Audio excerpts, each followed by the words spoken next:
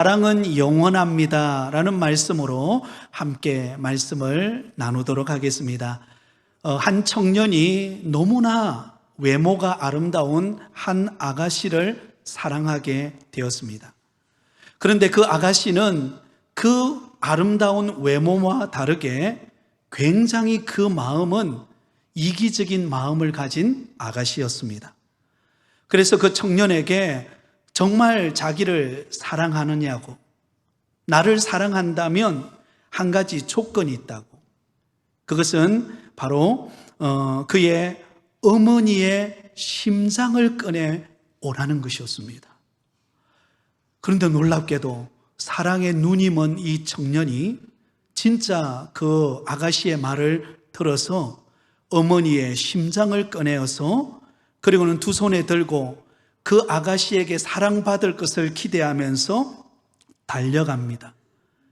그러다가 여러분 앞에 있는 돌뿌리에 걸려 넘어지고 말았습니다. 어머니의 심장이 땅에 툭툭 떨어지면서 굴러갔습니다.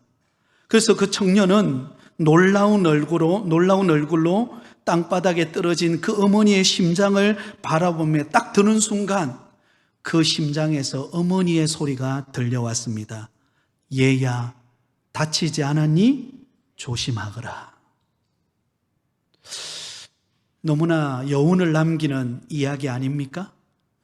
어머니는 그 자기 좋아하는 그 아가씨에게 마음이 뺏겨버린 그 아들이었지만 그 어머니는 심장을 주면서까지도 그 아들을 향한 사랑의 마음이 변하지 않았다라는 것이죠. 오늘 이 시간에 우리가 함께 나누고 싶은 이야기는 바로 이 이야기입니다. 여러분, 사랑은 영원합니다. 한번 따라하겠습니다. 사랑은 영원합니다. 그래서 오늘 우리가 읽었던 이 8절의 말씀은 바로 그 말씀을 담고 있습니다. 사랑은 언제까지나 떨어지지 아니하되 예언도 패하고 방언도 그치고 지식도 패하리라. 여러분, 사랑은 영원함에 대해서 말씀하면서 우리에게 몇 가지를 교훈합니다. 그 첫 번째는 사랑은 언제까지나 떨어지지 않는다라는 것입니다. 다시 말하면 사랑은 영원하다는 것이죠. 여러분, 사랑은 물론 여기서 말하는 사랑은 아가페 사랑을 말합니다. 상대방을 위해서 희생하고 헌신하고 참된 사랑을 나타내는 것을 말합니다.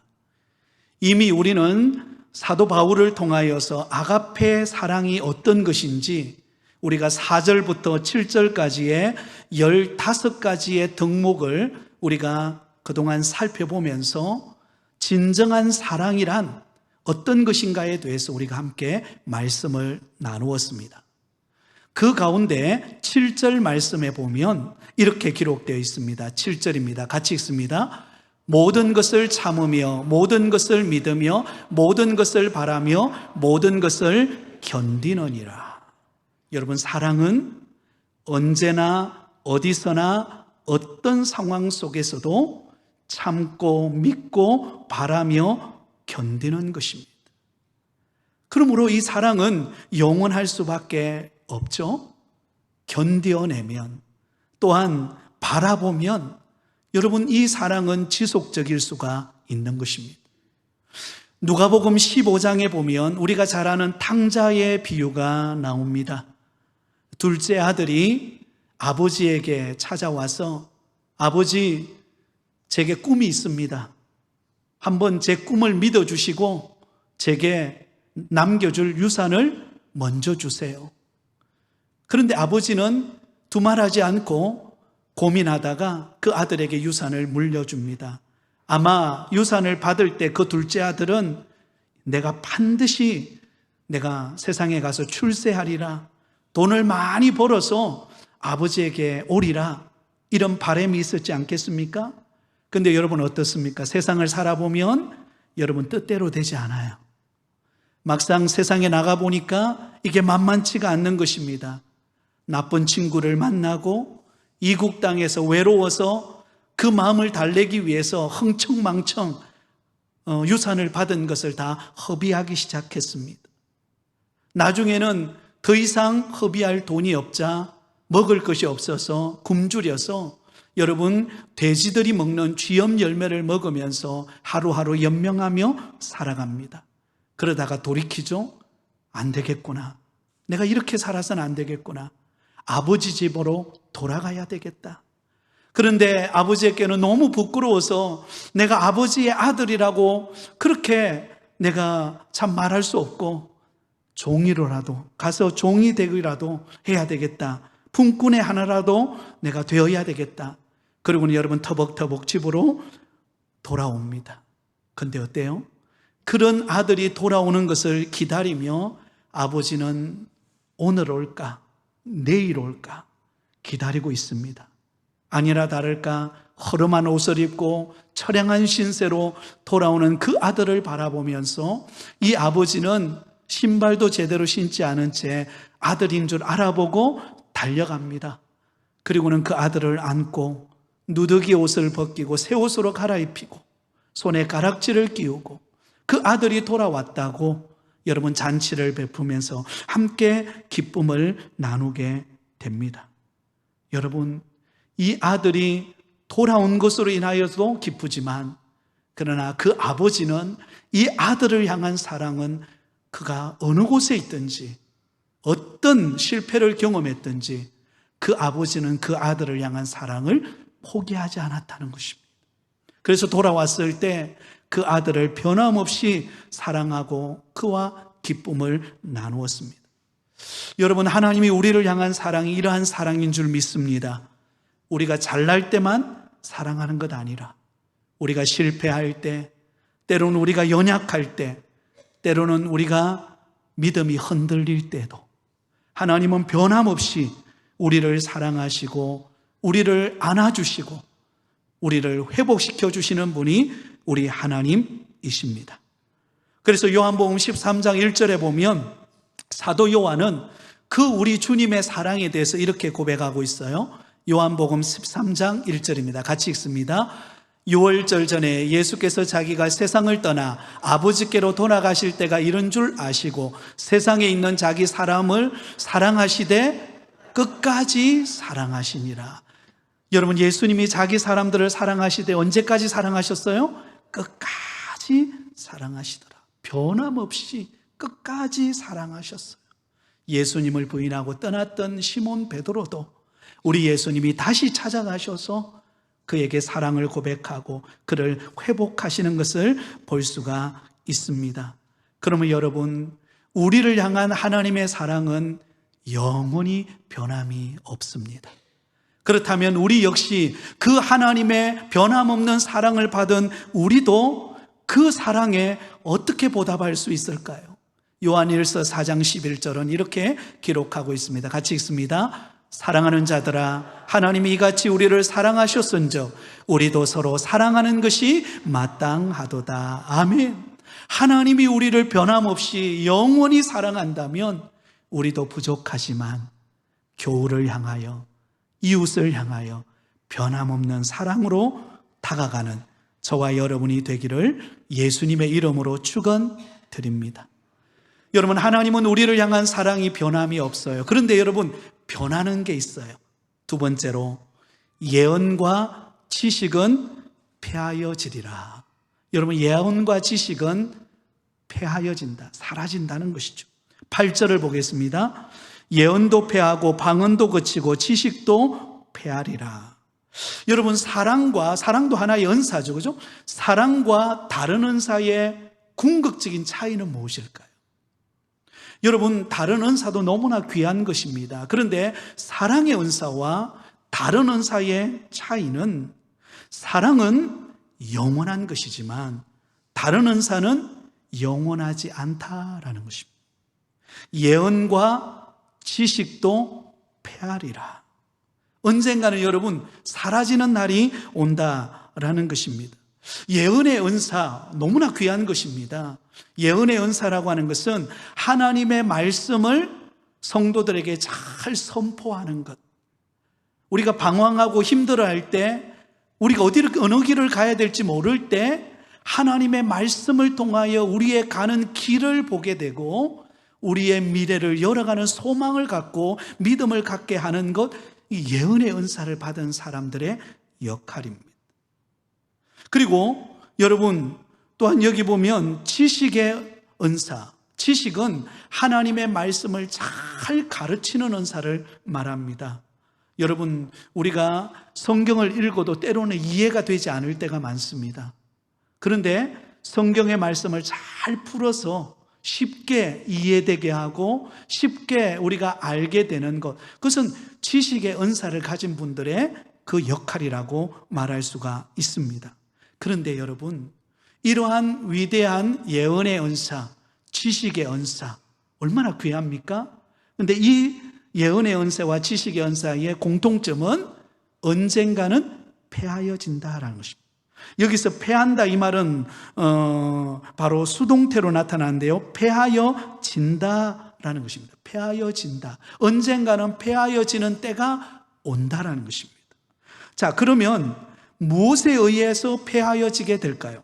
9절과 10절 우리가 읽지 않았지만 이렇게 말합니다. 우리가 부분적으로 알고 부분적으로 예언하니 온전한 것이 올 때에는 부분적으로 하던 것이 패하리라. 여러분, 여기 온전한 것이 올 때라고 표현을 하고 있습니다. 언제 그러면 예언의 은사와 지식의 은사가 패하여지고 없어지는가? 온전한 것이 올 때. 여기서 말하는 온전한 것은 우리 예수님이 다시 오시는 날, 또한 우리의 인간이 이 땅에 살아갈 때에 종말이 오는 때, 바로 그때를 말합니다. 그러므로 여러분, 사랑은 영원히 우리가 천국에 가서도 영원히 변함없이 이어지는 어떤 면에 보면 축복의 열매, 어떤 선물이 있다면 그것은 사랑입니다. 천국에 가도 영원히 지속되는 것이 사랑이에요. 그런데 주님이 재림하시는 그날이 임하면 사라지는 게 있습니다. 패하여지는 게 있어요. 그게 무엇인가? 예언의 은사, 지식의 은사, 이 땅에서 가지고 있는 우리가 참 자랑할 만한, 우리가 너무나 참 행복해할 만한 그런 은사들은 사라지게 된다라는 것입니다. 그러면 여러분, 우리는 영원한 것을 붙들며 살아가는 믿음의 성도가 되어야 할 줄 믿습니다. 그 사랑, 영원히 변하지 않는, 패하여지지도 않고 영원히 천국 가서도 지속되어지는 그 사랑을 붙들고 그 사랑을 나눌 때 여러분, 우리의 삶은 아름다워질 것입니다. 우리 공동체는 행복한 공동체로 세워질 줄 믿습니다. 예. 여러분, 가정에도요, 부족한 게 있고 또 남들 가정처럼 화려하지 않아도 그 가정에 가장 중요한 사랑이 있으면 어떤 고난도 위기도 돌파해낼 수가 있는 것입니다.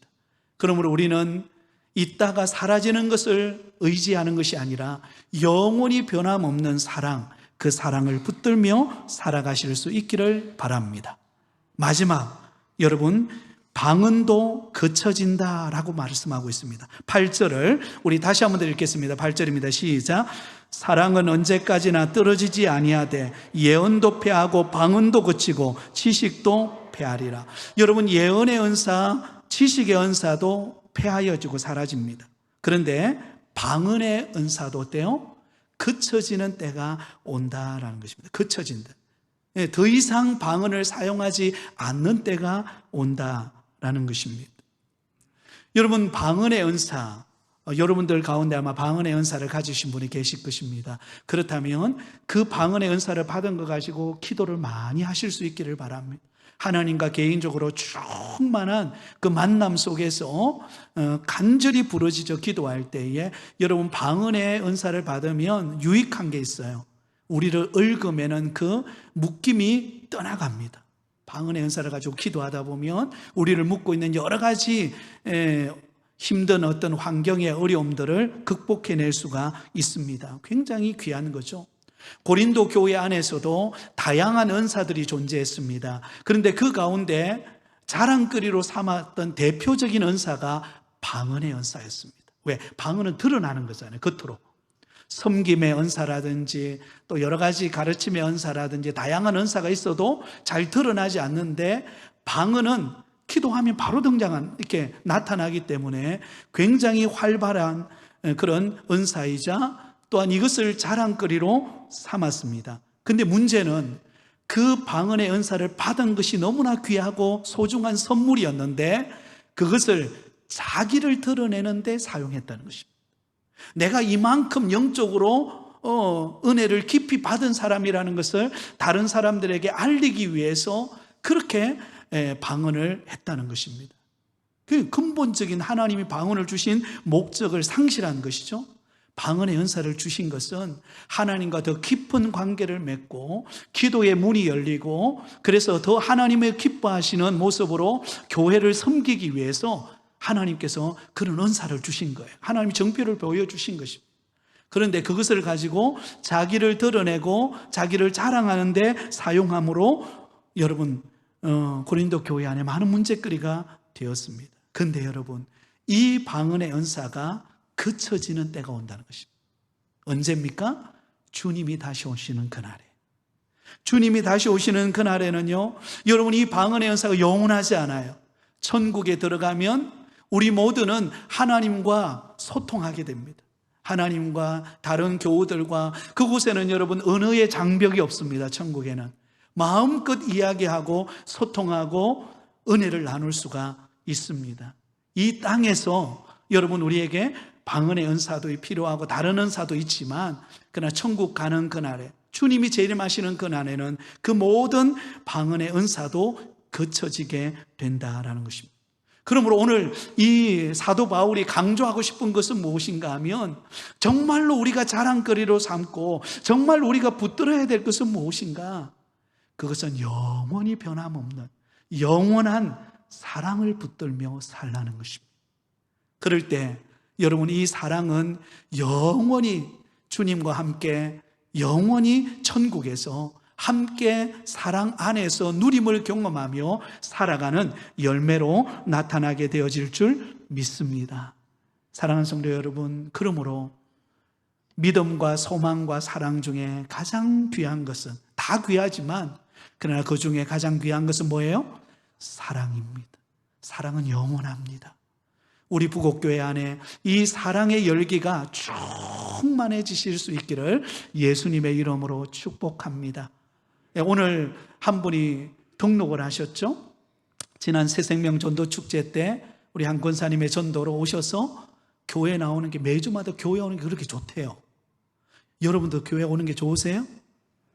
네, 아멘. 네, 좋아가지고 우리 교회가 좋아서 등록을 했어요. 하나님께서 그 믿음을 귀하게 보실 줄 믿습니다. 여러분, 그 성도님이 우리 교회 와서 예배만 드린 것만 해서 그냥 좋았겠습니까?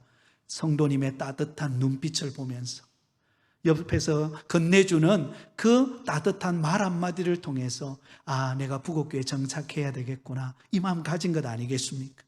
사랑하는 성도 여러분, 하나님께서 우리 교회에 사랑의 열기를 여러분 올려주고 계시는 줄 믿습니다. 그러면 여러분, 이 사랑은 영원합니다. 우리가 폐하여지고 거쳐지고 또한 사라지는 것도 우리가 소중하지만 영원히 지속되는 사랑으로 충만해져서 누구를 대하든지 그 사랑의 온기가 가득해서 함께 기뻐하고 함께 힘이 되고 그리스도의 사랑으로 충만해서 우리 부곡교회에 들어오는 그 어느 누구도 위로를 받고 사랑을 느끼고, 그래서 부곡교회를 자랑하면서 우리 주님께 영광 돌리는 복된 걸음이 다 되실 수 있기를 예수님의 이름으로 축원드립니다.